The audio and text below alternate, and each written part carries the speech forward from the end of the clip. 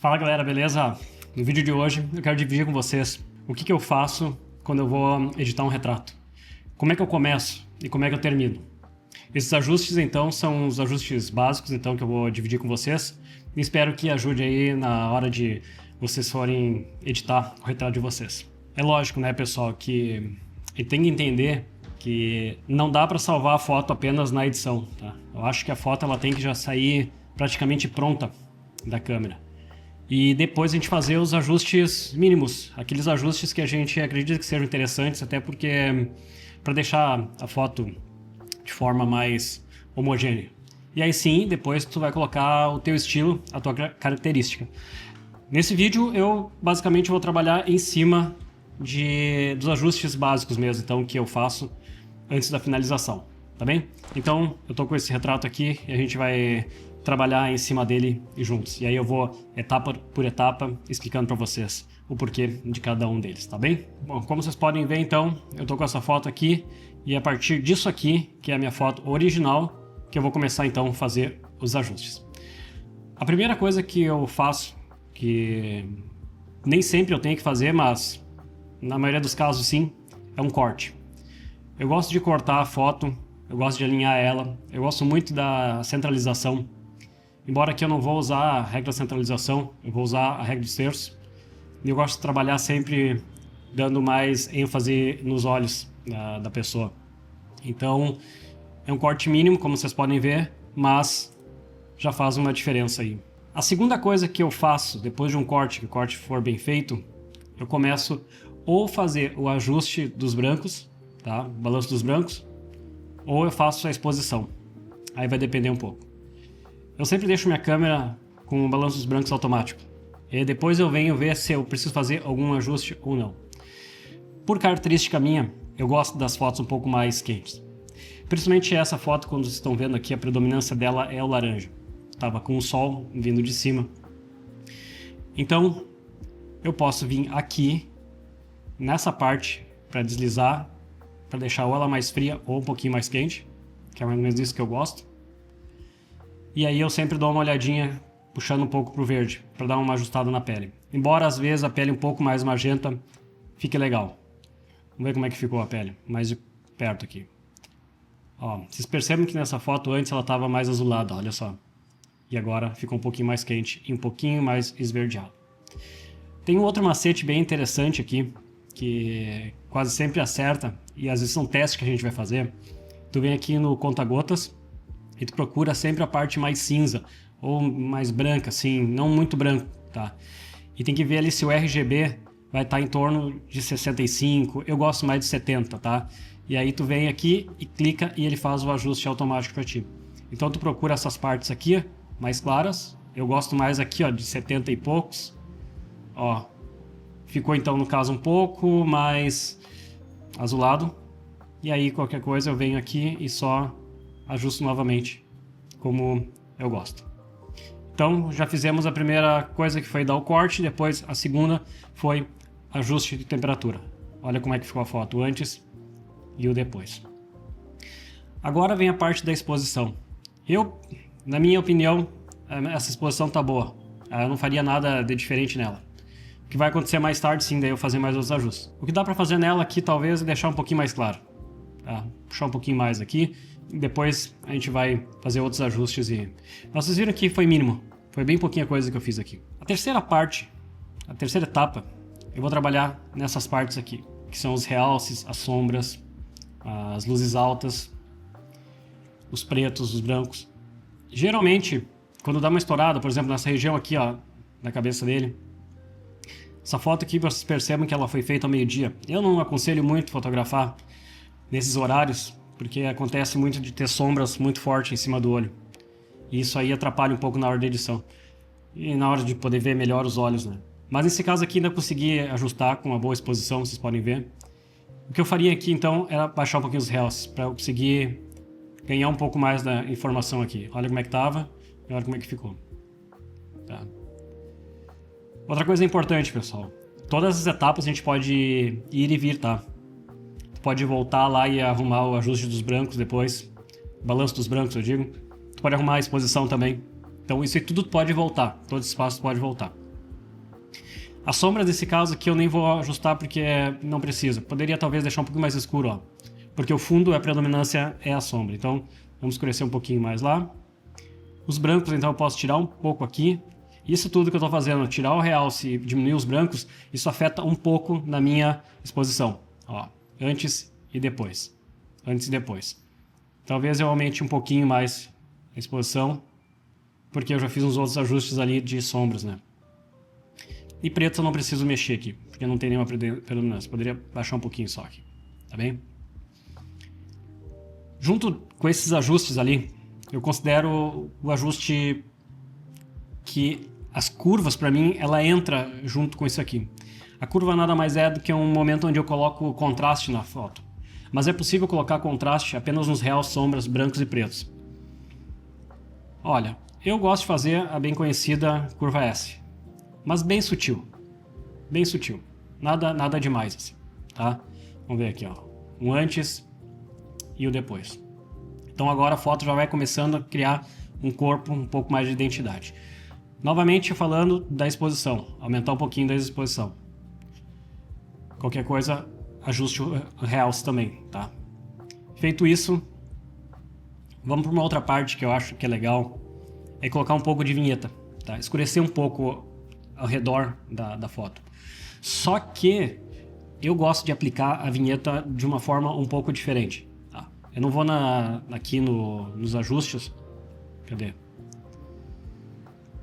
Eu poderia vir aqui e colocar essa vinheta assim, tá? Não tem problema nenhum. Não vejo problema nenhum. Porém, eu gosto de colocar uma camada, tá? Camada degradê. Vem aqui. Aqui, de certa forma, eu tenho mais controle. A gente tem mais controle sobre as sombras.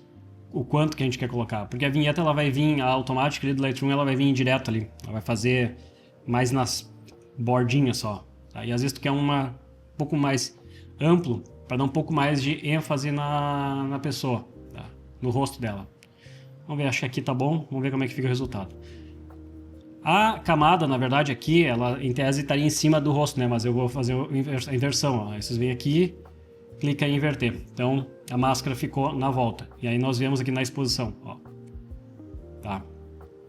Então, dá pra ver como é que ficou. Eu vou colocar aqui, ó, só pra você ver como é que era antes e como ficou. Eu não gosto de forçar demais, tá? Porque pode ser que fique demais o rosto, assim, sabe? E fique muito escuro. Qualquer coisa a gente pode esticar um pouco mais aqui, caso não queira que fique muito excessivo na pessoa. Ó, o antes e o depois da vinheta, tá? Junto com essa camada, eu gosto de aplicar uma outra máscara, que é nos olhos. O retrato, a gente sabe que os olhos é fundamental. É muito importante que a pessoa esteja te olhando, que ela te passe uma mensagem. Às vezes, nesse caso, por exemplo, eu acho que o olho está um pouquinho escuro. Poderia ficar um pouquinho mais claro. Tá? Então, nessa nova máscara aqui, ó, criei uma nova máscara, selecionei ali pessoas e ele já identificou uma pessoa. Clica nela, vai aparecer esse monte de opção aqui, ó. Vocês podem ver que Lightroom automaticamente vai selecionar esses pontos aí da pessoa no retrato. No nosso caso agora dessa foto, a gente vai esclera dos olhos, é a partezinha branca, tá? Vamos clicar ali, ó, podem ver, e vamos criar a máscara daí. Tá? A máscara foi criada. Qual é a ideia? A ideia agora aqui é dar uma clareada. Vamos arrumar aqui então. Isso tem que tomar um pouco de cuidado, tá? Principalmente quando trabalha com máscara, quando a gente trabalha num lugar muito mais específico ali, um ponto, não pode um pouco ficar demais, porque vai ficar um pouco estranho, tá? Um pouco fake. Vamos ver. Olha só a diferença que deu, pessoal. Eu vou... Vamos ver. Chega um pouquinho mais próximo aqui. Tá bem. Eu prefiro, quando trabalhar assim, trabalhar com um pouco mais de distância, porque eu consigo ter uma noção melhor, tá, da pessoa. Porque se está muito próximo, a gente perde um pouco da noção dos ajustes. O antes e o depois. Acho que ficou bem bom, né? Vamos lá. Vamos dar continuidade aqui. Depois então que a gente já fez ali o ajuste da máscara, então a gente aplicou a vinheta e depois aplicamos esse ajuste de deixar o olho, a esclera do olho um pouco mais clara. Agora a gente vai para a parte do HSL. Aqui tu consegue dar uma característica melhor para tuas fotos, dependendo da predominância ou do teu estilo, do que tu procura. Como eu disse antes, embora eu fotografe em RAW, as minhas duas câmeras, tanto a Canon quanto a Leica, elas me entregam cores que eu realmente gosto. Então os meus ajustes são mínimos. O ajuste geralmente é mais o azul, que da Leica eu não gosto muito, e os verdes. São essas duas cores que eu mais altero, vamos dizer assim, né? Ou deixando mais claro, ou mudando um pouco da matiz. Nesse caso aqui, o laranja então é o predominante. Eu não precisaria fazer nenhum ajuste assim. Eu olhando agora aqui, eu acho que está bem dentro. Tu consegue ver, na verdade, todas as cores, as tonalidades do amarelo, do laranja, um laranja mais escuro, um laranja mais claro, o vermelho lá na testa dele. Então, assim, o que pode acontecer caso eu comece a mexer sem saber muito? Eu posso embaralhar um pouco as cores. Então, aqui, os tons estão tudo tom sobre tom, então eu prefiro não fazer nenhuma alteração. Mas eu faria, tá? Dependendo do tipo de situação de retrato, eu faria o ajuste. Para mim, tá dentro, tá bonito, tá legal, então eu não preciso ajustar. Olha só, o antes e o depois.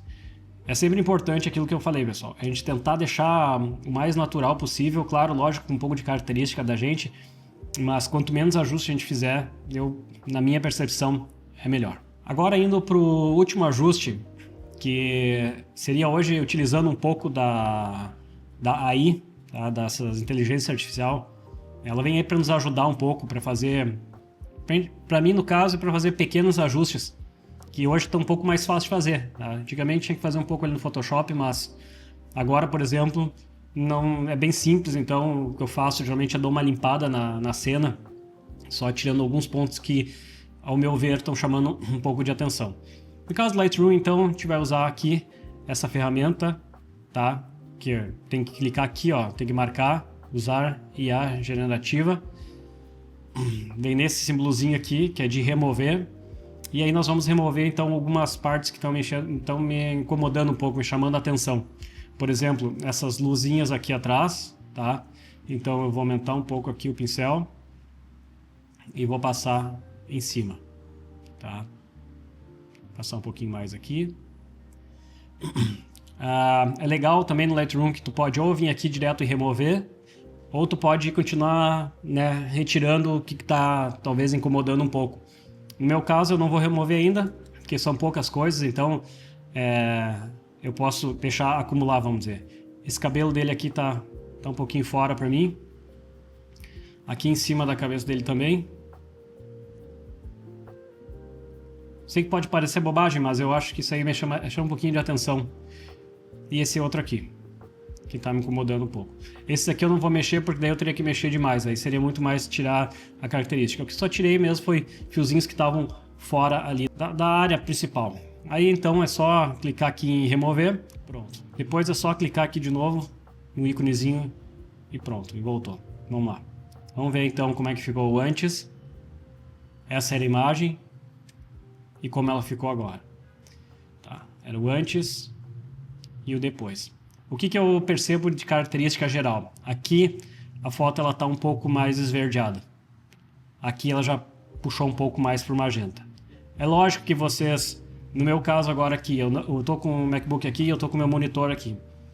Vocês vão estar vendo em outra tela. Pode ser que exista alguma diferença de cor, tá? No telefone vai sair uma coisa às vezes, no MacBook vai sair outra e no outro monitor externo vai sair outra.